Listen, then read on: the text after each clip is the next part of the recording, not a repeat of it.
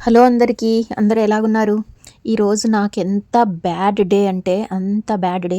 అసలు స్టార్ట్ అయిన మొదలు నుంచి ఈవినింగ్ వరకు అసలు మంచిగానే జరగలేదు. ఇలాంటి బ్యాడ్ డేస్ మీకు గూడా ఉంటాయన్నమాట. ఒక్కొక్క రోజు అలాగా బ్యాడ్‌గా జరిగిపోతుంటది ప్రతి ఒక్కటి.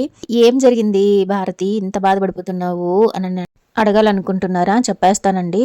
అసలు ఏదో ఒకటి సాధించాలి, ఏదో ఒకటి చెయ్యాలి అనే తాపత్రయం మనిషికి ఉంటది చూడండి. ఎంత శ్రమనైనా ఓర్చుకొని మరీ ఒక్కొక్కరికి ఒక్కొక్క సబ్జెక్ట్ తెలిసుంటది. ఆ సబ్జెక్ట్‌లో ముందుకు వెళ్ళాలి. ఇంట్రెస్ట్ ఉండిన సబ్జెక్ట్‌లోన అనేసి బయలుదేరుతుంటామా.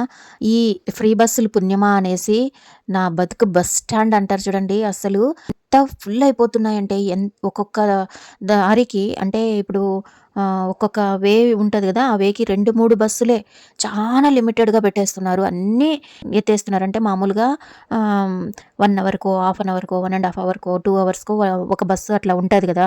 అంటే Uravakonda side, Aluru side, Pattikonda side ఇట్లాంటి దారులు చుట్టూ. అలాగా లేకుండా అట్లా కర్నూలు బస్సులే గడికి వస్తున్నాయి గానీ, నేను వెళ్ళే సైడ్‌కి మాత్రం అస్సలు బస్సులు రాలేదండి.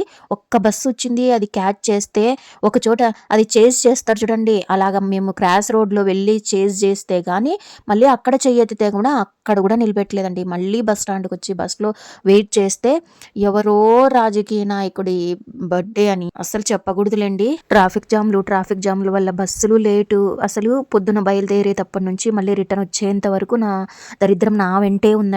ఒక్కొక్క రోజులు అంత కష్టంగా నడుస్తది. నిజంగా నేను 3 గంటలకి బస్ స్టాండ్‌లోన వెయిట్ చేస్తుంటే బస్సుకి 5 గంటలకు 5:15కి వచ్చిందండి.